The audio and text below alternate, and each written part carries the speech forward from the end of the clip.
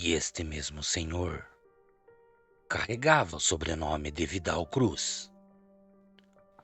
Depois de ter contado tudo que eu tinha ouvido aqueles dois senhores falar sobre a tal criatura, lembro-me de Baiano acabar me descrevendo a fisionomia daquele senhor que eu acabei ouvindo naquele dia. Eu simplesmente confirmei e respondi que sim. Muitas pessoas que estavam em frente de nossa casa conheciam aquele homem, e alguns que ali se encontravam chegaram a comentar que tudo não passava de mera coincidência.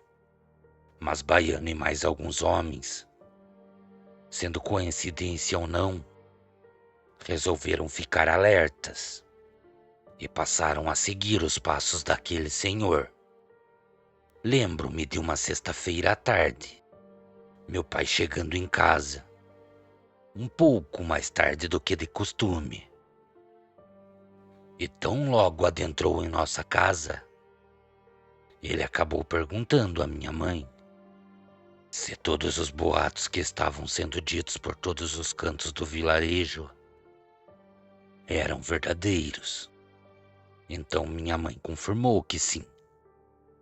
Depois de tudo ter sido explicado a ele pediu dispensa de seu trabalho por uns dias.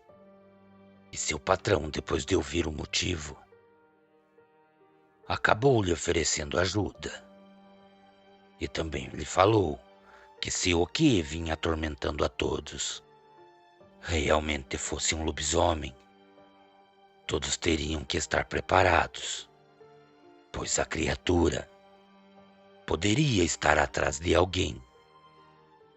Mal eu sabia que esse alguém era eu.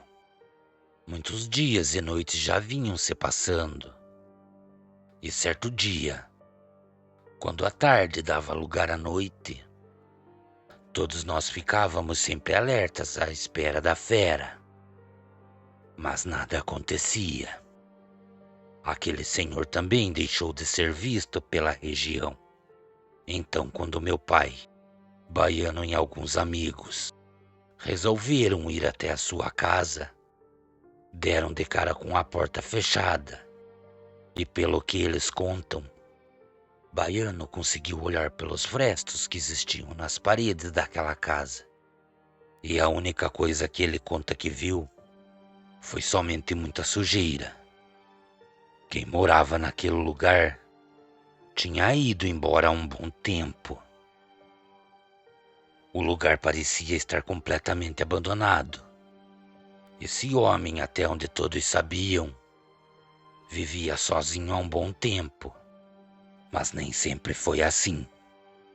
Muitas histórias corriam o vilarejo, que ele acabou perdendo sua esposa e também seu único filho em um grande acidente de carro. E por esse motivo, ele acabou se afastando das pessoas que o cercavam. Conforme os dias iam se passando, a população foi esquecendo de todo o acontecimento. Também não se ouvia mais comentários sobre o tal lobisomem que habitava o cemitério. Com isso, tudo parecia estar voltando ao normal. Isso era somente o que parecia. Ninguém se atentou a um pequeno detalhe. O cemitério. O mato já vinha tomando conta de todo aquele lugar. E um cheiro muito forte de algo que parecia estar morto pairava ao redor de toda aquela região. Quem passava próximo ao cemitério relatava o mau cheiro, mas ninguém tinha coragem de ir até o local para identificar o que poderia ser. Quando foi uma manhã, o padre da pequena igreja que existia no vilarejo acompanhava a procissão de uma família que ia até o cemitério para sepultar um ente querido. Mas tão logo chegaram ao local, acabaram se deparando com uma cena bastante aterrorizante. Todos que ali estavam constataram que o túmulo da família Vidal Cruz estava aberto, e quando se aproximaram, viram aquele senhor que morava naquela casa, que há um bom tempo se encontrava abandonada, se encontrava dentro do buraco que foi feito. Ele estava debruçado dentro do túmulo. Seu corpo também já vinha demonstrando que há um bom tempo estava ali, pois já se encontrava em decomposição. Também foi dito por muitos que o viram que parecia ter morrido abraçado a algo, muito parecido com uma caixa de madeira. Mas ninguém teve coragem de mexer com o corpo. Foi então que, junto com o meu pai, outros homens o acompanharam até o cemitério. Conseguiram remover a caixa debaixo do homem. Depois que isso foi feito, eles foram até a igreja e lá a abriram. Então, conforme iam tirando os pertences daquele homem que estavam lá dentro, Padre Jaime, que era um dos moradores mais antigos do pequeno vilarejo, também ia contando a história de cada pertence. Mas o que mais chamou a atenção foram duas coisas. Uma carta endereçada ao padre. Nesta carta era relatado que o filho da família Vidal Cruz não havia morrido naquele acidente, e que sim, ele foi a causa do acidente ter ocorrido. A carta falava que o jovem de 19 anos começou a se comportar de uma forma estranha. Seu comportamento, que antes era tranquilo, passou a ser de um jovem agitado. Este mesmo jovem passou a se coçar demais, a ponto de formar riscos de sangue em sua pele. E por final, em um ataque de fúria, o mesmo parecia estar sendo tomado por um ser demoníaco. Com isso, a sua primeira vítima foi a minha esposa. Então, para não ser morto por meu próprio filho, eu acabei pulando do carro. E antes de desmaiar, vi o que antes era meu filho sair de dentro do carro. Ele estava virado naquilo que hoje em dia acabou fazendo morada no cemitério. Meu filho acabou se tornando um lobisomem. E se está vagando por esta região, só pode ser por apenas um motivo. Ele busca por uma criança que ainda não foi batizada.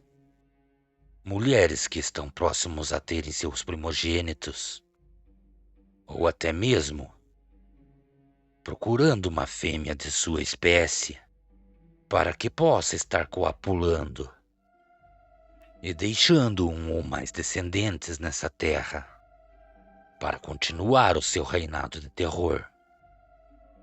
Depois que o padre terminou de ler a carta, meu pai ficou um tanto ansioso para retornar para casa. O padre também pediu para que ele se acalmasse e explicasse o motivo pela agitação. Então, naquele momento, ele acabou revelando ao padre que, por desatenção da sua parte, eu ainda não havia sido batizado e que aquela fera poderia estar atrás de mim. No mesmo momento, o padre Jaime pediu calma, pois tanto ele como os homens que estavam com meu pai o acompanhariam até a nossa casa. Foi então, no momento em que o padre se preparava e pegava alguns utensílios para me batizar em casa, o pai acabou notando que aquela caixa continha um fundo falso. E depois de conseguir abrir, acabou encontrando uma arma muito antiga, que se encontrava completamente municiada. uma pequena foto de uma criança e algumas frases em seu verso. Esta criança que está na foto é carne de minha carne, sangue de meu sangue. Eu jamais conseguiria ceifar a sua vida. Por esse motivo, entrego a arma à pessoa que irá tirar a vida do único que ainda carrega a linhagem do sobrenome Vidal Cruz. As horas já iam se passando e a noite já tinha tomado conta de todo o lugar. A sensação que meu pai tinha era que aquela noite seria muito traiçoeira. Foi então que, faltando poucos metros para chegarem à frente da casa, acabaram escutando o grito de algo que cortou a noite. Meu pai conta que viu aquele demônio sair da mata que existia em frente à nossa casa, pular o muro para dentro e ir em direção à porta de nossa casa. Meu pai fala que mesmo aquele ser vendo eles parados à frente da casa, ele não ligava deles estarem ali. Nesse momento, meu pai correu até aquele ser, que acabou parando à sua frente.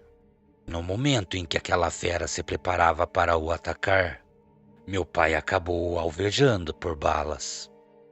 Depois disso, a criatura correu para a mata novamente. E meu pai, junto com o padre e nossos amigos, entraram em nossa casa. Ali mesmo o padre me batizou. E para nossa surpresa, depois de alguns dias, minha mãe revelou a surpresa. Ela estava grávida. Eu iria ganhar uma irmãzinha. Para finalizar tudo, pela última vez, aquele túmulo foi aberto mais uma vez. E dentro da vala se encontrava um homem completamente nu. Seu corpo também se encontrava perfurado por tiros. Então todos nós chegamos à conclusão que aquele homem era o filho da família Vidal Cruz. Cordiais uivos a todos. Boa noite.